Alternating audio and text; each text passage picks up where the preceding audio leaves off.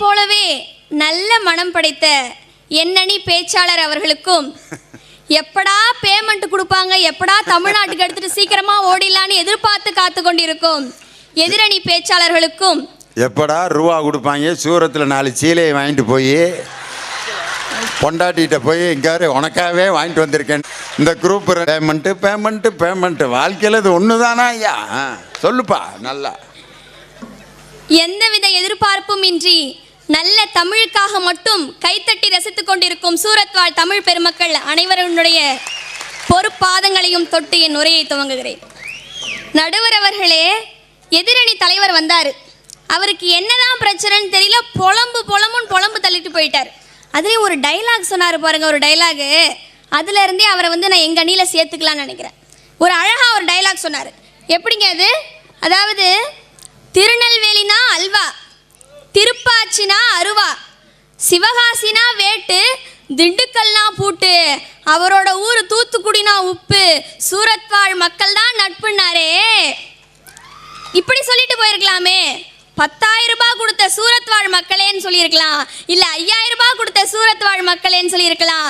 நல்ல மனம் படைத்த, கனிந்த மனம் படைத்த நட்பு உள்ளங்களாகிய சூரத் வாழ் மக்கள்னு ஏங்க சொல்லணும்? மொதல் பாயிண்ட்லேயே மாட்டிக்கிட்டாருப்பா அவன். ஒரு காலேஜ் பிரின்சிபல் ஒரு ஸ்டூடெண்ட்டுக்கிட்ட இப்படியா மொக்கையை வாங்கினேன். சரி, நம்ம எந்த அணியில் பேசுகிறோம்னு கூட தெரியாமல் தூத்துக்குடினா உப்பு, சூரத்துனா நட்பு. நட்புக்கு முதல்ல கனிந்த மனம் வேணும்யா. யாராவது ஒருத்தன் ஃப்ரெண்ட்ஷிப் பிடிக்க வர்றவன் எவ்வளோட பேங்க் பேலன்ஸு அப்படின்னு கேட்டால் ஃப்ரெண்டு பிடிக்கிறான். அவனை பார்த்துட்டு ஜாதி மதம் அனைத்தையும் கடந்து உருவாவதுக்கு பேர் தான்டா நட்பு. அதுக்கு எல்லையே இல்லைங்க ராஜதுரை. மொதல் பாயிண்ட்லேயே உங்களை கவுத்துட்டாங்க. அப்புறம் சொன்னார், என் மனைவி அப்படி பண்ணிட்டா, என் மனைவி இப்படி பண்ணிட்டா அப்படின்னு. நடுவர் அவர்களே, இந்த மன்றத்தில் நான் ஒரு விஷயத்தை அழகாக பதிவு பண்ணலான்னு நினைக்கிறேன். கணவன் மனைவி உறவுன்றது எப்படி தெரியுங்களா இருக்கணும்? நான் ஒரு பெண்ணாக இருக்கிறதால சொல்கிறேன். ஒரு புருஷன் அப்படின்றவர் எப்படி தெரியுங்களா இருக்கும்? ஐயா, நான் உங்ககிட்ட பார்த்து ஒரு கேள்வி கேட்குறேன். புருஷன் அப்படின்னா யாருங்க ஐயா? புருஷன்னா ஒரு மனைவிக்கு பாதுகாப்பாக இருப்பவன், அவள் வாழ்நாள் முழுவதும் துணையாக இருப்பவன், அவருக்கு பேர் தான் புருஷன் அப்படின்னு எங்களுக்கு சொல்லி கொடுத்துருக்காங்க. இது வரைக்கும் நான் அப்படித்தான் வாழ்ந்துக்கிட்டு இருக்கேன். நீ எப்படிம்மா, நீ வேறு எதுவும் அர்த்தம் வச்சிருக்கியா? எனக்கு ஒன்றும் புரியல. நடுவர் அவர்களே, எங்களோட இலக்கணப்படி, அதாவது என்ன மாதிரி இளம் பெண்கள்கிட்ட போய் புருஷன் அப்படின்னா யாருமா அப்படின்னு கேட்டால் நாங்கள் எப்படி தெரியுங்களா அதுக்கு ஒரு டெஃபினேஷன் வச்சுருக்குறோம். அது எப்படி தெரியுங்களா நாங்கள் சொல்லுவோம்? வேற ஒன்றும் இல்லைங்க. புருஷன் அப்படின்னா சன்னு ரைஸ் ஆகிறதுக்கு முன்னாடி, அதாவது சூரியன் உதிக்கிறதுக்கு முன்னாடி யாரு புரு காப்பி போட்டுட்டு வந்து பொண்டாட்டி எழுப்புறாரோ அவர் தாங்க புருஷன். அம்மா அம்மா, என் வாழ்க்கையில் புருஷனுக்கு இப்படி ஒரு கிராமர் சொன்ன ஒரே பேச்சாளர் நீதாம்மா. சன் ரைஸ் ஆகிறதுக்கு முன்னாடியே சன்ரைஸ் காஃபி போடாமல் புரு காஃபி யார் போட்டு வர்றாரோ அவர் தான் புருஷன். நாங்க மனைவி மட்டும் என்ன சும்மாவா, கணவனுக்கு ஈக்குவலா கொடுக்கணும்ல. ஆத்துக்காரி அப்படின்னா என்ன தெரியுமா நடுவர் அவர்களே? என்னன்னு தெரியுங்களா ஆத்துக்காரினா? ஆத்துக்காரர் கூட வாழ்க்கையவா நடத்துன்ருக்காளோ அவளை தான் ஆத்துக்காரியும் பா. வேற இது வரைக்கும் எனக்கு வேற எதுவும் சொல்லி கொடுத்ததாக எனக்கு ஞாபகம் இல்லை. அதாவது புருஷன் சொன்ன இல்லைங்களா, சன்னு ரைஸ் ஆகிறதுக்கு முன்னாடி ப்ரூ காப்பி போட்டுட்டு வந்து பொண்டாட்டி எழுப்புறாருல்ல, அவ்வளோ வேலை செஞ்சிட்டாரு. அதுக்கப்புறம் மனைவியும் ஒரு வேலை செய்யணும்ல. அவர் போட்ட அந்த புரு காப்பியை வாங்கி ஆத்து ஆத்து ஆத்துன்னு ஆத்தி போய் புருஷங்கையில் அழகாக எடுத்துகிட்டு போய் கொடுக்குறோம் பார்த்தீங்களா, அதுக்கு பேர் தான் ஆத்துக்காரி. இப்படி எவ்வளோ கஷ்டங்கள் இருந்தாலும் மனைவி வீட்டுக்கு, அதாவது கல்யாணங்களுக்கெல்லாம் நம்ம தனியாக போயிட்டோம்னா என்ன கேட்குறாங்க, சார் வீட்டில் கூட்டி வரலையா அப்படிங்கிறான். அதுக்கு தான் வீட்டில் இப்போ நம்மளாம் என்ன காட்டலையா சார், வீட்டில் வரலீங்களா அப்படின்னா என்ன அர்த்தம்னா மனைவி வரலையா, அப்போ அவங்க தான் வீடு, அப்போ நம்மளாம் என்ன தெருவா? இப்படி வீடுகளில் எவ்வளவு சண்டைகள் நடந்தாலும் ஒரு சின்ன சின்ன விஷயத்தில் கிடைக்கக்கூடிய மிகப்பெரிய சந்தோஷங்கள்லாம் வேறு எங்கேயுமே கிடைக்காதுங்க. பணம் அவசியம் தான், நாங்கள் ஒத்துக்கிறோம். வாழ்க்கைக்கு பணம் தேவைங்க. ஆனால் வாழ்க்கையே பணமாக நீங்கள் மாற்றிட்டீங்க அப்படின்னா உங்களுடைய நிம்மதியை நீங்கள் இழந்து தான் வாழ்வீங்க அப்படின்றதான் நிதர்சனமான ஒரு உண்மை. பணம் அவசியம், ஆனால் அதை விட உறவுகள் அத்தியாவசியம் என்பதை புரிந்துக்கணும் நடுவர் அவர்களே. அதெல்லாம் புரிஞ்சுக்காம எதிரணி தலைவர் வந்து புலம்பு தள்ளிட்டு போயிருக்கிறாரு. இன்னும் புலம்புறதுக்கு ஒரு அண்ணன் ரெடியாக வேற காத்துக்கிட்டு இருக்காரு. எந்த தைரியத்தில் இருக்கிறாருன்னு எனக்கும் தெரியல. நடுவர்களே, இன்னொரு விஷயம் பார்த்தீங்கன்னா, இப்போ என்ன மாதிரி கல்யாணத்துக்கு ரெடியாக இருக்க பெண்கள்கிட்ட போய் நீங்கள் கேட்டு பாருங்களேன், உனக்கு எப்படியாப்பட்ட கணவன் வேணும் அப்படின்னு கேட்டிங்கன்னா, நாங்கள் பெரிய லிஸ்டெல்லாம் ஒன்றும் கொடுக்க மாட்டேங்க. ரொம்ப சிம்பிளான விஷயந்தான். எங்களுக்காக எங்கள் கணவர்மார்கள் வந்து சில விஷயங்களை விட்டு கொடுத்து வாழணும்னு சொல்கிறோம். என்ன விஷயங்களை விட்டு கொடுத்து வாழணும்னு சொல்றோம் தெரியுங்களா? ரொம்ப பெரிய விஷயம்லாம் இல்லை நடுவர் அவர்களே. என்னென்ன லிஸ்ட் கொடுமா? சொத்து பத்தெல்லாம் நாங்கள் விட்டுட்டு வர சொல்லலை. ஏன்னா அதெல்லாம் அவங்க சம்பாதிச்சது இல்லையா, பாவம். அதெல்லாம் நாங்கள் விட்டு கொடுக்கவே சொல்ல மாட்டோம். நாங்கள் சொல்கிற ஒரே ஒரு விஷயம் என்ன அப்படின்னா, எனக்கு வரப்போகிற கணவர் வந்து வெக்கம், மானம், சூடு, சொரணை, ரோஷம், இந்த 5 விஷயத்தை மட்டும் விட்டு கொடுத்தா போதுங்க. வேற எதையுமே நாங்கள் விட்டு கொடுக்க சொல்லலை நடுவர் அவர்களே. பின்னாடி கூச்சா தூக்கிட்டே அம்மா அம்மா அம்மா அம்மா அம்மா அம்மா அம்மா அப்படின்கிட்டே ஒருத்தர் வரணும். இப்படி எவ்வளவு நாங்கள் வந்து மனைவிமார்கள் எல்லாம் எவ்வளவு சண்டை பிடிச்சாலும் சரி, எப்படி எங்கள் வீட்டுக்காரங்களை நாங்கள் கிண்டல் அடித்தாலும் சரி, அவ என் மனைவி, அவ என் பொண்டாட்டின்னு சொல்லிட்டு இன்றைக்கும் எத்தனையோ கணவன்மார்கள் வந்து தன்னுடைய மனைவியை விட்டு கொடுக்காம வாழ்ந்து கொடுத்துட்டு இருக்காங்க. அப்படின்னா உறவுகளுடைய அவசியம் அப்படி இருக்கு நடுவர் அவர்களே. அதெல்லாம் புரிஞ்சுக்காம எப்படி இப்படி வந்து பேசுகிறாங்கன்னு எனக்கு தெரியல. இப்படி தான் கிராமப்புறத்தில் காதலிச்சு ஒரு ஜோடி கல்யாணம் பண்ணிக்கிட்டாங்க. அவங்க எப்படி காதலிச்சாங்க அப்படின்றத அந்த மனைவி ஒரு பாட்டில் அழகாக சொல்கிறா பாருங்க. பருத்தி எடுக்கையில என்ன பல நாளும் பார்த்த மச்சான், பருத்தி எடுக்கையில என்ன பல நாளும் பார்த்த மச்சான். வாழ்க்கையை ரசிக்க கற்றுக்கணுங்க. நடுவர் அவர்களே, உங்ககிட்ட இன்னொரு கேள்வி. நீங்கள் காதலிச்சிருக்கீங்களா? அல்ல கேட்டீங்க போங்க. கல்யாணம் ஆகி இத்தனை வருஷம் ஆன பிறகு லவ் பண்ணிக்கிட்டு இருக்கீங்களான்னு கேள்வி கேட்குறீங்களே. காதலுக்கு வயசே கிடையாதுமா.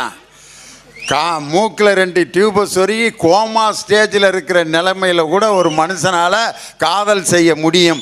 உயிருள்ள வரை மனிதனுக்கு இருக்க வேண்டிய ஒரு அற்புதமான உணர்வு காதல். உலகத்தில் காதலையும் வீரத்தையும் 2 கண்களாக கொண்ட ஒரே இனம் நமது தமிழினம் மட்டும்தான். காதலையும் வீரத்தையும் 2 கண்களாக கொண்ட இனம். நடுவர் அவர்களே, எதிரணியினுடைய தலைவர் வந்து பேசிட்டு போனார். ரொம்ப அழகாக தான் பேசினார். ஒரு விஷயத்த சொன்னார். இன்னைக்கு இருக்க பொண்ணுங்கள்லாம் வந்து பசங்களோட பர்ஸை பார்த்து தாங்க லவ் பண்ணுது. காதல் பண்ணுறதுக்கு கூட பணம் வேணும் பணம் வேணும்னு. ஒரு காலத்தில் பெண்கள் எல்லாம் நினச்சாங்க, எனக்கு வரப்போகிற கணவர் வந்து அரவிந்த் சாமி மாதிரி கலரில் இருக்கணும் அப்படின்னு சொல்லிட்டு. ஆனால் இன்னைக்கு இருக்க பெண்கள் என்ன தெரியுங்களா நினைக்கிறாங்க? அரவிந்த் சாமி மாதிரி கலரில் இருக்க கலரான பசங்க தேவையில்லைங்க, அவன் கருகருன்னு கருவாயனா இருந்தாலும் என் மேலே அன்பா பாசமாக இருக்க பையன் போதுன்னு நினைக்கிறாங்களே. இப்படிப்பட்ட காதல் கூட இன்றளவும் வாழ்ந்துக்கிட்டு தான் நடுவர் அவர்களே இருக்கு. அப்பையும் அந்த பிள்ளைய லவ் பண்ணுற பிள்ளைகிட்ட ஏதாவது பணம் கொண்டு வந்திருக்கியா அப்படின்னு தான் கேட்டிருப்பார் போல இருக்கு. தூத்துக்குடி லவ்வுக்குன்னே பாட்டு இருக்குங்க ராஜதுரை. தூத்துக்குடி கடற்கரைக்கே போன மாதிரி ஒரு பாட்டு விஸ்வநாதன் இசையமைச்சு டிஎம்எஸ் எல்லார் ஈஸ்வரியும் அருமையாக பாடியிருப்பாங்க. இப்படி அன்பா காதல் செஞ்சு எவ்வளவு பெற்றோர்கள் எதிர்ப்பு தெரிவித்தாலும் எப்படியாவது பெத்தங்களை சம்மதிக்க வைக்கணுமேன்னு சொல்லி 2 பக்கமும் போராடி கஷ்டப்பட்டு பல்வேறு கஷ்டங்களுக்கு இடையில 2 பேரும் ஒன்று சேர்ந்ததுக்கப்புறம் அந்த பொண்ணு மனைவி ஆனதுக்கப்புறம் அந்த கணவனை பார்த்து அழகா பாடுறா நடுவர் அவர்களே. எப்படி தெரியுங்களா? உன் கூட நான் கூடி இருந்திட எனக்கு சென்மம் ஒன்று போதுமா. இப்படி வாழ்கிற உறவுகளுக்கு தான் நடுவர் அவர்களே ஆயுள் அதிகம். பணம் இன்னைக்கு வரும் நாளைக்கு போயிருங்க. ஆனால் உறவுகள் என்பது அப்படி கிடையாது. உறவுகள் உங்களுடைய உணர்வுகள், அது நீங்கள் இறக்கும் போதுமே கூட உங்கள் கூடவே தான் இருக்கும் அப்படின்றதான் நிதர்சனமான ஒரு உண்மை. ஐயா, இன்னொரு விஷயம் பார்த்தீங்கன்னா, உறவுகளே மிக புனிதமான ஒரு உறவு எதுன்னு கேட்டிங்கன்னா அம்மா அப்படிங்கிற ஒரு உறவு. அதனால தான் ஒரு கவிஞர் அழகாக எழுதினார். ஒரு பிள்ளை தன்னுடைய அம்மாவை பார்த்து சொல்கிற மாதிரி, எனக்கொன்று ஆனதுன்னா உனக்கு வேறு பிள்ளையுண்டு, எனக்கொன்று ஆனதுன்னா உனக்கு வேறு பிள்ளையுண்டு, ஆனால் உனக்கொன்று ஆனதுன்னா எனக்கு வேற தாய் இருக்கான்னு சொல்லி அழகா ஒரு கவிஞர் எழுதினார் என்று சொன்னால், அம்மா அப்படின்ற ஒரு உறவு அவ்வளோ ஒரு புனிதமான ஒரு உறவு நடுவர்களே. அதுக்கும் எங்களுடைய கவிஞர் அழகான ஒரு பொன் கரங்களால் ஒரு வரிகள் எழுதினார். ஒரு மகன் என்பவர், நீங்கள் சொன்ன மாதிரி எப்போவுமே பையனுக்கு அம்மா தான் ரொம்ப இஷ்டம். அப்படி ஒரு பையன் தன்னுடைய அம்மாவுக்காக ஒரு பாட்டு பாடுறான் பாருங்க. வேறில்லாத மரம் போல் என்னை நீ பூமியில் நட்டாயே. உங்களுக்கு இந்த பணம் பணம்னு பேசுறது உங்களுடைய நகைச்சுவையை வேணா தூண்டலாங்க. ஆனா உங்க உறவுகள் என்பது உங்க உள்ளுக்குள்ள இருக்க உணர்வுகளை தூண்டும் என்பதுதான் நிதர்சனமான ஒரு உண்மை. அம்மா மட்டும் கிடையாது நடுவர் அவர்களே, அவங்களுக்கு ஈக்குவலான ஒரு உறவு தானே அப்பா. அப்பான்ற ஒரு உறவனுடைய புனிதத்தை வந்து ஒவ்வொரு பெண் பிள்ளைகள்கிட்ட கேட்டு பார்த்தீங்கன்னா தான் அப்பாவோட அருமை பெருமை பாசம் எல்லாமே புரியும். நான் சின்ன பிள்ளையா இருக்கும்போது எங்கள் அப்பா வந்து என்னை திருவிழாவுக்கு கூட்டு போவாருங்க. அப்படி கூட்டு போகும்போது பார்த்தீங்கன்னா ஒரே கூட்ட நெரிசலாக இருக்கும். என்னால் சாமியை பார்க்க முடியாது. அப்போ நான் எங்கள் அப்பாட்ட ரொம்ப நச்சரிச்சுட்டே இருப்பேன், அப்பா என்னால் சாமியை பார்க்க முடியல, எனக்கு காட்டுங்கப்பா காட்டுங்கப்பான்னு. அப்போ எங்கள் அப்பா என்ன தெரியுங்களா பண்ணுவார், அவர் தோள் மேலே தூக்கி வச்சுக்கிட்டு என்னை காட்டுவார். சாமி இப்போ தெரியுதா சாமி உனக்கு, சொல்லு கண்ணே இப்போ தெரியுதா சாமின்னு கேட்பாரு. அந்த அறியாத வயசுல எனக்கு தெரியலைங்க. ஆனா இப்பதான் நான் புரிஞ்சுக்கிறேன், ஒரு சாமியோட தோள் மேல ஏறிதான் நான் இன்னொரு சாமியை தரிசனம் செஞ்சேன் அப்படின்னா அப்பா என்ற ஒரு உறவு அவ்வளவு அழகான ஒரு உறவு நடுவர்களே. இறுதியாக நான் இப்படி சொல்லி முடிக்கலாம்னு சொல்லி ஆசைப்படுறேன். ஒரு குடும்பத்தில் வந்து பார்த்தீங்கன்னா ஒரு கணவனும் மனைவியும் இருக்கிறாங்க. அந்த கணவனுக்கு வந்து பார்த்தீங்கன்னா ஒரு மிகப்பெரிய ஒரு குறை இருக்குது. அவரால் வந்து அந்த மனைவிக்கு ஒரு குழந்தை பாக்கியத்தை தர முடியாத ஒரு மிகப்பெரிய ஒரு குறை. சில பேர் நினைப்பாங்க அப்படி இருந்தால் வந்து டைவர்ஸ் பண்ணிவிட்டு இன்னொரு மேரேஜ் பண்ணிவிட்டு போயிட்டே இருக்கலாம் அப்படின்ட்டு. ஆனால் அந்த மனைவி அப்படி நினைக்கலைங்க. என் கணவனுக்கு எவ்வளவு பெரிய குறை இருந்தாலும் சரி, அவன் என்னை தொட்டு தாலி கட்டிய கணவன், அவனுக்கு நானே குழந்தை, எனக்கு என் கணவனே குழந்தைன்னு சொல்லி கரையில் என் மனசு ஒன்னால. அழகான பாடல். உண்மையிலே கன்னி பருவத்தில்ங்கிற படத்தில் அந்த சிச்சுவேஷனுக்குன்னே எழுதப்பட்ட ஒரு அழகான பாடல். உறவுகளுக்கு இருக்கக்கூடிய மரியாதை சும்மா வாட்சை பார்த்துக்கிட்டே இருக்கக்கூடாது. அதாவது சீக்கிரம் முடியணும், பேமெண்ட் வாங்கணும் அப்படிங்கிறதுக்கு அப்போ இருந்து வாட்சை பார்த்துக்கிட்டே இருக்கார். இப்படி உறவுகளுக்கு மத்தியில் கிடைக்கக்கூடிய சந்தோஷத்துக்கு இணை வேறு எதுவுமே கிடையாதுங்க. என்னதான் நீங்கள் பணம் காசை கொட்டி கொடுத்தாலும் அது அந்த நேரத்துக்கு மட்டும்தான் உங்களுக்கு சந்தோஷத்தை கொடுக்கும். ஆனால் நீங்கள் இன்பத்தில் இருந்தாலும் சரி துன்பத்தில் இருந்தாலும் சரி கடைசி வரை உங்களோட நிலைத்து இருப்பது எங்களுடைய கனிந்த மனமாக மட்டுமே இருக்க முடியும் என சொல்லிக்கொண்டு நல்லதொரு வாய்ப்புக்கு நன்றி பாராட்டி இடமமர்வது உங்களின் அன்பு தோழி சீமா. நன்றி, வணக்கம். இல்லை நம்ம சீமா வந்து சீமாக்கு என்ன பிரச்சனை வந்த உடனே எப்போ இவங்க பட்டிமன்றம் முடியும், ஏன் இப்படி எதிரணி ரெண்டு பேரும் பேமெண்ட்டுன்னு அலைகிறாங்க. நான் உண்மையிலே மனதார ஒத்துக்கிறேங்க. சூரத்துக்கு எங்கள் நடுவர் பேமெண்ட் கொடுப்பாருன்னு தான் நானும் எங்கள் அண்ணன் ராஜதுரையும் வந்தோம், இல்லைன்னு சொல்லலை. நான் கேட்குறேன், கடலூரில் இருந்தும் கள்ளக்குறிச்சியிலேருந்தும் பஸ் ஏறி விசுக்குன்னு ஏர்போர்ட் வந்து இங்கேருந்து 2-3 மணி நேரம் ஃப்ளைட்டில் ட்ராவல் பண்ணி இங்கே வந்து உட்காந்துருக்கீங்களே, நீங்கள் 2 பேர் எதுக்கு வந்திருக்கீங்க? என்ன தபதி ஆற்றுல தண்ணி நிறையா போகுது அணையை கட்டணும்னு வந்தீங்களா? இல்லை நான் கேட்குறேன், இவங்களும் பேமெண்ட் வாங்க தானே வந்திருக்காங்க. இதில் எங்கள் நடுவர் ஒரு பக்கம், நீங்கள் 150 ரூபா சேலை எடுத்துகிட்டு போய் 2000 ரூபா சேலை என்ன பண்ணுறது? என் வீட்டுக்காரம்மா அங்கே இருக்குது, நான் ஏமாத்துறேன், உங்கள் வீட்டுக்காரம்மா கூட இருக்குது, ஏமாற்ற முடியாது.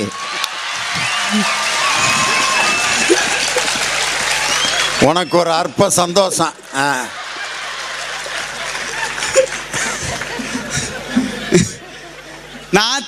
நான் நிறைவாக சொல்கிறேங்க, பணம் இல்லைன்னா ஒன்றும் பண்ண முடியாது. உண்மையிலே நான் சொல்கிறேன், நாங்கள் பணம் வாங்க தானே வந்திருக்கோம், நீங்கள் நல்ல குணத்துக்காக தானே வந்திருக்கீங்க.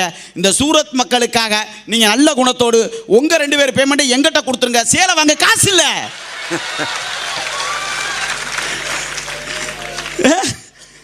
என்ன பிரச்சனை போய்கிட்டு இருக்கு இந்தம்மா வந்து. அதில் பாட்டை பூரா பாருங்க, ஒரே டூயட் சாங். இதில் நீங்கள் நடுவர் வேற கொஞ்ச நேரம் பின்னாடி உட்காந்ததையும் மறந்துட்டார். அவர் டூயட்டுக்கெலாம் போயிட்டார், அவர் பாவம். டூயட் வேற இடையில. நீங்கள் நடுவர் கூட ஆரம்பிக்கும் போது சொன்னார், கல்யாணம் எனக்கு 6 மாதம் தான். 6 மாதம் ஆனதுனால தானே இந்த தலைப்பில் வந்து உட்காந்துருக்கேன். அவைவன் படுற அவஸ்தை அவைவனுக்கு. இதில் இந்தம்மா வந்துக்கிட்டு பருத்தி எடுக்கையிலே இந்தம்மா பாடு எனக்கு எப்படி தெரியுமா காதில் கடிச்சு, என் உசுர அவ எடுக்கையிலே. நான் பட்ட பாடு எனக்கு தான் தெரியும். 6 மாதத்துலேயே உசுரை பறி கொடுத்துட்டியாயா? அப்போ எங்கள் நிலைமையெல்லாம் யோசனை பண்ணி பாரு. இதில் சீமா வந்து உட்காந்துக்கிட்டு பின்னாடி பார்த்தீங்களா ஒரு தாரம், ஒரு தாயாக வந்து உட்கார்ந்துருக்கிறாங்களே, அடேங்கப்பா. ஆமாம் அடேங்கப்பா. நான் கேட்குறேன், உண்மையிலே நான் ஒரு 5 வருஷமாக எங்கள் நடுவரோட அணியில் பேசிக்கிட்டு இருக்கேன். எனக்கு கல்யாணம் ஒரு 6 மாதம் தான் ஆகுது. இந்த 6 மாதத்துக்கு முன்னாடி வரைக்கும் நான் என்ன நினச்சிக்கிட்டு இருந்தேன்னா, எங்கள் நடுவர் எங்கே போனாலும் அவங்க வீட்டுக்காரமா கூட வந்துடுவாங்க. நான் என்ன நினச்சேன்னா, உண்மையிலே நல்ல குணமுள்ள தம்பதிகள் 2 பேரும், ரொம்ப ஆதர்சிய தம்பதிகள், ஒருவரை விட்டு ஒருத்தர் பிரியறது இல்லை போல அப்படின்னு நான் நினச்சிக்கிட்டே இருந்தேன். நமக்கு கல்யாணம் ஒரு 6 மாதம் ஆயிடுச்சு பார்த்தீங்களா. இப்போ தான் அந்த வள்ளல் என்னங்கிறது நமக்கு தெரியுது. இந்த நம்ம ஊர்களில் பாம்பாட்டி பார்த்துருக்கீங்கல்ல, பாம்பாட்டி. அவன் பாம்பை பிடிச்சி பெட்டியில் அடைச்சி எங்கே போனாலும் பாம்பும் பெட்டியுமா தான் போயிட்டு வந்துக்கிட்டே இருப்பாப்புல. நைட்டு வீட்டுக்கு போனாலும் பாம்பையும் பெட்டி வீட்டில் வச்சு திரும்ப மறுநாள் காலையில் கிளம்பும்போது பாம்பும் பெட்டியும் மறந்துடாமல் எடுத்துகிட்டு போயிடுவாப்புல. ஏன்னா அவனுக்கு தான் தெரியும் வீட்டில் அதை விட்டுட்டு வந்தால் வீட்டில் இருக்க எல்லாரையும் போட்டுரும்னு. எங்கள் நடுவர் சூரத்து வரைக்கும் ஏன் கட்டிக்கிட்டு தர்றாருன்னு அவருக்கு தான் தெரியும். உனக்கு தெரியுமா? இப்போ என்ன சொல்ல வர்ற நீ? என் வீட்டுக்காரம்மா பாம்பு, அதை பெட்டியில் போட்டு உலகம் முழுதும் நான் தூக்கிட்டு திரியிறேன். முடிச்சிட்டியா பேசி? சொல்லுங்க. அதாவது சங்கர், அது ஏன் பாம்பு, அதை எங்கே வேணாலும் தூக்கிட்டு போவேன். நான் கழுத்தில் மாட்டிக்கிட்டு நடு ரோட்டில் நடப்பேன், எவனும் கேட்க முடியாது. என்னடா பாம்பை லியோனி கழுத்தில் மாட்டிட்டு அவர் பாம்புடா, எப்படி வேணாலும் வச்சுட்டு போகிறாரு. தலப்பாக கட்டிட்டு அலைவேன் பாம்பை. பொழுது போலையா மகிடி எடுத்து ஊதுவேன், கொஞ்ச நேரம் டான்ஸ் ஆட. பாம்புனா அதனுடைய இயல்பு கொத்துது. கொத்தணுன்னு எடுத்து மருந்து இருந்து போட்டு திருப்பி மகிடி எடுத்து ஊதிடுவேன். அது உடனே கொத்துனதை மறந்துட்டு டான்ஸ் ஆடும், திரும்ப பெட்டியில் போட, தலையில் தூக்க, திருப்பி அல்லையில் வைக்க, திருப்பி கொத்துவாங்க, திரும்ப மகிடி எடுத்து ஊத. வாழ்க்கை இப்படித்தானேயா? இன்னும் உனக்கு இன்னும் 6 மாதம் தானே ஆகுது. இன்னும் எப்போ கொத்தும் எப்போ மகிடி ஊதனா இன்னும் உனக்கு அனுபவம் தெரியல. இன்னும் சரியாக மகிடி ஊதலைன்னு நினைக்கிறேன் நீ. பரவாயில்ல, நடுவர் உடம்பு பூரா புண்ணாக இருக்கிறத பார்த்தா நடுவருக்கு ஒரு நல்ல பாம்பாக தான் கிடச்சிருக்கும் போல. அதுலேயும் நம்ம ஆள் எந்த பாம்புக்கு விஷம் அதிகமாக அதுக்கு பேர் நல்ல பாம்புன்னு வச்சுருக்கான் பாருங்க. இதில் காதல் வந்து அன்புனால வரும். என்ன காதல் அன்புனால வரும்? இன்னைக்கு நிலைமை என்ன போய்கிட்டு இருக்கு சீமாவுக்கு தெரியுமா? நான் கேட்குறேன். வாழ்க்கை எப்படி போய்ட்டு உண்மையிலே யோசிச்சு பாருங்கள். 80 சிசியில் ஸ்கூட்டியில் போகிற ஒரு பொண்ணை ஃபாலோ பண்ணால் கூட 150 சிசியில் பல்சர் வேணும். சைக்கிளில் போனோம்னா வேறு எவனா பிக்கப் பண்ணிட்டு போயிருவேன். நாட்டில் அந்தளவுக்கு காதல் போய்கிட்டு இருக்குது. இதில் இந்த அம்மா எங்களுக்கு அது வாங்கி கொடுக்க வேணாம், இது வாங்கி கொடுக்க வேணாம், காதல் அன்புல தான் வருது. என்ன காதல் அன்புல வருது? அதுக்கு தான் ஒரு பாட்டு போட்டான். இத்தனையும் வாங்கிக்கிட்டு அவங்க தான் வெறும் வேதனையே கொடுக்குறாங்க, ஏனடா இதுல நீதி நேர்மை இருக்குதான்னு சொல்லுடா. இந்த பொண்ணுங்களே இப்படி தான் தெரிஞ்சு போச்சுடா. உண்மையிலே போட்டானா இல்லையா? இதில் இந்த அம்மா உட்காந்துக்கிட்டு ரொம்ப குணமா, நாங்கள் என்ன குணமா? இதில் இந்த அம்மா சேலையை பற்றிலாம் சொல்லிச்சு. ஏமா நீ வேற அந்த வேதனையை கிளப்புற? நானும் உண்மையிலே கல்யாணம் பண்ணும்போது அடேங்க அப்பா எவ்வளவு கனவுல கல்யாணம் பண்ணியிருப்பேன். ஒரு காலத்தில் நான் கல்யாணம் பண்ணி எப்படி தெரியுமா, அப்படியே என் முன்னாடி சேலை கட்டிட்டு வரும்போது பாட்டு பாடம் நினச்சிக்கிட்டு இருந்தேன். பஞ்சு முட்டாய் சேலை கட்டி பட்டு வண்ண லவுக்க போட்டு கஞ்சி கொண்டு போறவளே நெஞ்சுக்குள்ள நீ வாரியா. அதுக்கு அடுத்து ஒரு ஸ்டான்ஸ் வரும் பாருங்க. அடேங்க அப்பா, அதுதான் என் மனசை உழுக்கின ஸ்டான்ஸு. நான் சொன்னேன், 7ஆம் புத்திக்குள்ள சுத்துதுக்கு இருக்கு, அடிவோம் இடுப்பு கொசுவத்தில் சூச்சமாக இருக்கு. இப்படியெல்லாம் பாடலாம் நானும் நினச்சிக்கிட்டு இருந்தேன். போன ஆடிக்கு சேலை எடுக்கலான்னு என் பொண்டாட்டியை கூட்டிகிட்டு போனேன். உண்மையிலே நடுவர்களே நான் ஒன்று சொல்கிறேன்.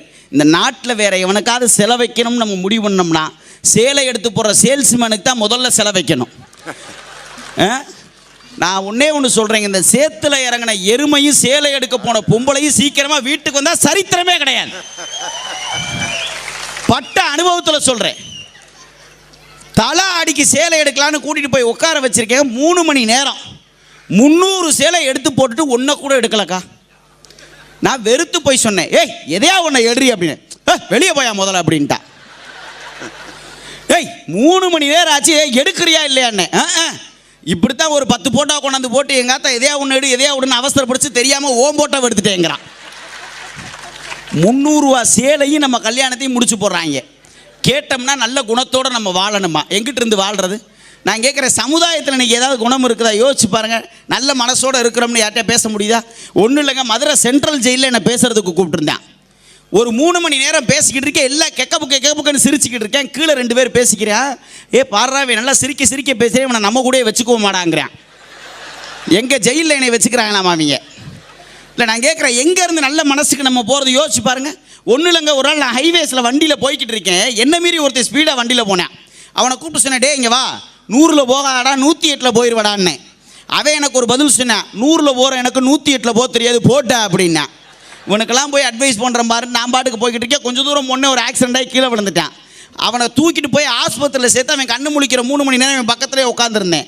அந்த பாடாவதி போய் கண்ணை முழிச்சு என் கையை பிடிச்ச ஒரு வார்த்தை சொன்னான், இதே மாதிரி ஒரு உதவியை நானும் உனக்கு ஒரு நாள் செய்வேனே என்ன. எப்படி நான் ஹைவேஸில் போய் விழுவனா இவன் என்னை கொண்டு போய் ஆஸ்பத்திரியில் சேர்ப்பானா? நான் கேட்குறேன், நல்ல மனசு எங்கே இருக்குது யோசிச்சு பாருங்க. இல்லை குடும்பத்தில் இருக்குதா, இல்லை இந்த சமுதாயத்தில் இருக்குதா? யோசிச்சு பாருங்க. இதில் எங்கள் நடுவர் வேற வந்து சொன்னார், உன் வயிறை பாரு, என்னமோ எங்கள் வீட்டுக்காரமா ஆக்கி போட்டு.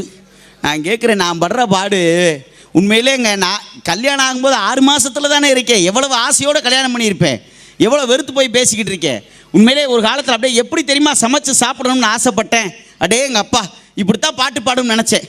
நித்த நெல்லுச்சோறு நெய் மணக்கும் கத்திரிக்கா, நேத்து வச்ச மீன் குழம்பு என்ன இழுக்குதடி.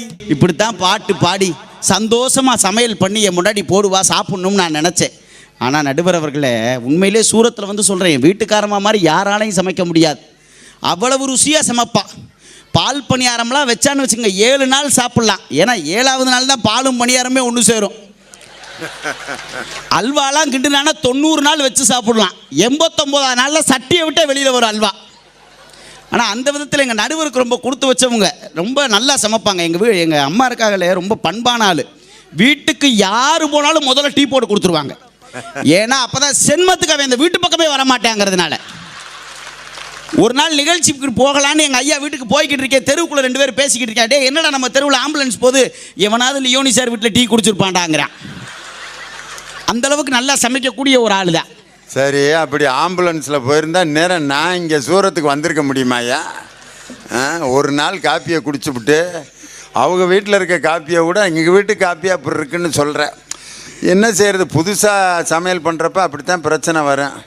ஒரு தடவை தீபாவளிக்கு அதிரசம் செஞ்சு கொடுத்தா பாரு, வாழ்க்கையில் அப்படி அதிரசம் நான் பார்த்ததே இல்லைடா. சொல்லுங்க, இனிமே நீ உங்கள் வீட்டுக்காரம்மா செஞ்சு கொடுக்க சொல்லு. ஏன் அதிரச அனுபவம் இருக்குல்ல, எடுத்து அடித்தா மூஞ்சி முறையெல்லாம் வீங்கினேன். அருவாமனையில் அறுத்து தின்னா அதிரசம். இன்னொரு தடவை அதை விட இன்னொரு கொடுமை. ஐயோ அல்வா செஞ்சு நீயாவது பாத்திரத்தில் ஒட்டலைன்ற, நாங்கள் அல்வா செஞ்சு டம்ளரில் ஊற்றி குடித்தான். டே அம்மா அல்வா செஞ்சுருக்கு, டம்ளர் எடுத்துகிட்டு வாங்கடா அப்படின்னு அல்வாவை ஆற்றி குடித்தவங்களா நாங்கள். அதாவது கல்யாணம் ஆன புதுசில் இப்படிலாம் சில அனுபவங்கள்லாம் வரும் சங்கர். அப்புறம் தான் கொஞ்சம் கொஞ்சமாக ட்ரைனிங் ஆகி சமைக்க பழகுவாங்க. எடுத்தோன்னே தலைப்பாக்கட்டி பிரியாணி மாதிரி ஒரு பொம்பளை சமைச்சு போட்டால் அதுக்கப்புறம் இன்னும் கொஞ்ச நாளில் விஷம் வைக்க போகிறான்னு அர்த்தம். கொஞ்சம் கொஞ்சமாக ட்ரெயின் ஆகணும், அப்போ தான் நல்லாயிருக்கும். அந்த அளவுக்கு போய்கிட்டு இருக்கு வீட்டில் சமையல். கேட்டால் உண்மையிலே ரொம்ப நல்ல குணத்தை நான் கேட்குறேன். உண்மையிலே எங்கே நல்ல குணம் இருக்குது? ஏதாவது நிம்மதியாக வீட்டில் கல்யாணம் பண்ணிவிட்டு நிம்மதியாக இருக்க முடியுதா? அது இந்த பெண்கள் படுத்துகிற பாடு இருக்கே, அடேங்க அப்பா. இந்த சீரியல் பார்க்க உட்காந்தாச்சுன்னு வச்சுக்கோங்களேன், அடேங்க அப்பா அதுக்கு படுத்துகிற பாடு. இந்த ஒரு காலத்தில் இந்த சன் டிவியில் ஒரு நாதஸ்வரம்னு ஒரு சீரியல் ஓட்டிக்கிட்டு இருந்தேன் பிபியை வச்சு. அதில் கோபின்னு ஒருத்தனை காட்டுவேன். உலகத்தில் அவனை மாதிரி நல்லவனே இல்லைங்கிற மாதிரி அந்த சீரியலை ஓட்டிக்கிட்டு இருந்தாங்க. சீரியலை பார்த்துக்கிட்டே ஒரு அம்மா சொல்லுது, இந்த கோபி மாதிரி ஒரு புருஷன் கிடச்சா எனக்கு நல்லாயிருக்கும். பக்கத்தில் புருஷன் உட்காந்துருக்கேன், அவன் நிலமை எப்படி இருக்கும் யோசிச்சு பாருங்க. ஆனால் இது பரவாயில்ல. இப்போ கொஞ்ச நாளைக்கு முன்னாடி ஒரு சீரியல் ஓட்டினாங்க சன் டிவியில், இந்த ரம்யா கிருஷ்ணம்மா நடித்த சீரியல் வம்சம்னு. அந்த சீரியலில் ஒரு காட்சி, அந்த ரம்யா கிருஷ்ணன் காரில் எவனோ பாம்பு வச்சிடுறான். அந்த கொலகாரன் நான் யாருன்னு தான் நான் இன்றைக்கி வரைக்கும் தேடிக்கிட்டு இருக்கேன். எங்கள் எழுத்த வீட்டில் உட்காந்து எங்கள் அத்தாச்சி சீரியல் பார்த்துக்கிட்டு இருக்குது. காரில் பாம்பு வச்சுனா கவுண்ட்டு ஸ்டார்ட் ஆயிடுச்சு. 98, 97, 96 பார்த்துக்கிட்டு இருந்தேன். எங்கள் அத்தாச்சிக்கு ப்ரெஷர் ஏறுது. 100, 110, 120, 130. இங்கிட்டு ஓடுது, துண்டெடுத்து துடைக்குது, இங்கிட்டு ஓடுது, தண்ணி எடுத்து குடிக்குது. எங்கள் அண்ணன் பார்த்தாரு, இந்த வம்சம் முடியுதோ இல்லையோ, நம்ம வம்சம் இதோட முடிஞ்சு போயிருமுடா அப்படின்னு. சீரியல் பார்த்துட்டு படுத்துற பாடா இது பரவாயில்ல. இப்போ ஒரு சீரியல் ஓடுது பாருங்க, ஜீ தமிழ்ல செம்பருத்தின்னு ஒரு சீரியல். ஆடா பாவியா, அதை வச்சு நான் பட்ட அவஸ்தை எவ்வளோ. அந்த பார்வதி கையை கழுவ போகையில் அந்த என்னது அந்த வாஷ் பேஷனில் கரண்ட் கனெக்ஷன் கொடுத்துருவாங்க அந்த வனஜா. அதை யார் கையை கழுவ போகிறதுன்னு ஒரு காட்சி போய்கிட்டு இருக்கு. நான் எங்கள் வீட்டு டைனிங் டேபிள் உட்காந்து சாப்பிட்டுக்கிட்டு இருக்கேன். சாப்பிட்டு முடிச்சுட்டு நான் கையை கழுவ போகிறேன். சட்டையை பிடிக்கிறா ஏன் முண்டாட்டி, கையை கழுவ போகாதையா, கரண்ட் அடிக்க போகுது, கையை கழுவ போகாதா, கரண்ட் அடிக்க போகுதுன்னு சீரியல் ஓடிக்கிட்டு இருக்குது. எட்டி பார்த்தா நான் கேட்குற, எந்த லட்சணத்தில் இங்கே குடும்பம் ஓடிக்கிட்டு இருந்தா எங்கேருந்து நல்ல மனசோட இங்கே குடும்பம் சமுதாயம் எல்லாம் நல்லா இருக்குன்னு எப்படி சொல்ல முடியும்? யோசிச்சு பாருங்கள். பணம் இல்லைன்னா இன்றைக்கி வாழ்க்கையை நடத்த முடியுமா? யோசிச்சு பாருங்கள் என்ன பிரச்சனை. இதில் பெண்கள்லாம் பெருமையாக பேசிக்கிறது. என்ன பேசிக்கிறது? நீ எல்லாம் உங்கள் ஊரில் பெரிய ஆளாக்கும், நீ என்ன பெரிய இது பண்ணீங்க, எங்கள் வீட்டில் இருந்து எங்கள் அப்பாலாம் வரதட்சணை கொடுக்கலைன்னா உங்களுக்கெல்லாம் என்ன மதிப்பு மரியாதை. இந்த வரதட்சணை கொடுக்கறத பற்றி பெண்கள் தயவு செஞ்சு பெருமையாக பேசாதீங்க. நான் உண்மையிலே என் முன்னாடி கேட்டேன், வரதட்சணை கொண்டு வந்து என்ன கொண்டு வந்த? உங்கள் அப்பா கிரைண்டர் கொடுத்தாரு. எதுக்கு கொடுத்தாரு? உனக்கு கை வலிக்காமல் நீ மாவாட்டுறதுக்கு உங்கள் அப்பா கிரைண்டர் கொடுத்து விட்டாரு. உங்கள் அப்பா மிக்ஸி கொடுத்து விட்டாரு. எதுக்கு கொடுத்து விட்டாரு? நீ கை வலிக்காமல் சட்னி அரைக்கிறதுக்கு உங்கள் அப்பா மிக்ஸி கொடுத்து விட்டாரு. உங்கள் அப்பா பீரோ கொடுத்தாரு. எதுக்கு கொடுத்தாரு? எங்கள் பேண்ட் சட்டையை மடித்து வைக்கவா? ஓன் பட்டு சிலையை அழுக்காக மடித்து வைக்கிறதுக்கு உங்கள் அப்பா பீரோ கொடுத்தாரு. உங்கள் அப்பா கட்டில் கொடுத்தாரு. எதுக்கு கொடுத்தாரு? மகன் முதுகு வலிக்காமல் படுக்கட்டுமேன்னு கட்டில் கொடுத்தாரு. என்னங்க உண்மையிலேயே ஏதோ தனியாக படுத்தா நீங்கள் எல்லாம் பயந்துருவீங்கன்னா ஆம்பளை நாங்கள் கூட வந்து பக்கத்தில் படுத்துக்கிறோம். அவ்வளோதான் வித்தியாசம். இதை கொண்டு வந்து வச்சுக்கிட்டு படுத்துகிற பாடு நடுவில் கேட்டால் காசு பணம். நான் உண்மையில் ஒன்றே ஒன்று சொல்கிறேன், நல்ல மனசுக்கு இங்கே வேலையே இல்லைங்க. பணம் மட்டும்தான் இங்கே எல்லாமே சாதிக்கும். உண்மையிலே யோசித்து நான் நிறைவாக ஒரு வார்த்தையோடு நிறைவு செய்கிறேன். உண்மையிலேயே ஒரு குழந்தை இந்த மண்ணிலே பிறக்க வேண்டும் என்று சொன்னால் அதற்கு கருப்பை வேண்டும். அந்த குழந்தை இந்த மண்ணிலே வாழ வேண்டும் என்று சொன்னால் அதற்கு இறைப்பை வேண்டும். அதே இந்த குழந்தை இந்த மண்ணிலே கடைசி வரை மகிழ்ச்சியோடு வாழ வேண்டும் என்று சொன்னால் அதற்கு பணப்பை வேண்டும் என்பதுதான் நிதர்சனமான உண்மை. அன்பர்களே, காசும் பணமும் இல்லைன்னு சொன்னால் அற்ற குலத்து அருநீர் பறவை போல குளத்தில் தண்ணி இருக்கிற வரைக்கும் தான் கொக்குக்கு வேலை, குளத்தில் தண்ணி இல்லைன்னா கொக்குக்கு வேலை இல்லை. அதுபோல தான் இந்த உறவுகளும் சொந்தங்களும் தண்ணி இருக்கிற வரைக்கும் தான் நம்மளை தேடி வருவாங்க, இல்லைன்னும் போது நம்மளை யாருன்னு கேட்பாங்க. ஆக பணத்தை சேர்த்து வைத்து கொள்ளுங்கள், அதுதான் உங்கள் வாழ்க்கையிலே மகிழ்ச்சியை தரும் என்று சொல்லி நிறைவாக எல்லாருக்கும் உரைக்கிற மாதிரி ஒரே ஒரு பாட்டு போட்டான் பாருங்க. காசு பணம் துட்டு மணி மணி, காசு பணம் துட்டு மணி மணி, காசு பணம் துட்டு மணி மணி. கொடை பிடிச்ச நைட்டில் பறக்க போகிற ஹைட்டில் அழகாலு புரியலை தலைகீழ நடக்கிறேன். காசு பணம் துட்டு மணி மணி மணி மணி என்று சொல்லி மணி இல்லையேல் நமக்கெல்லாம் வாழ்க்கை இல்லை என்று சொல்லி வாய்ப்பிற்கு நன்றி கூறி விடைபெறுகிறேன். நன்றி, வணக்கம்.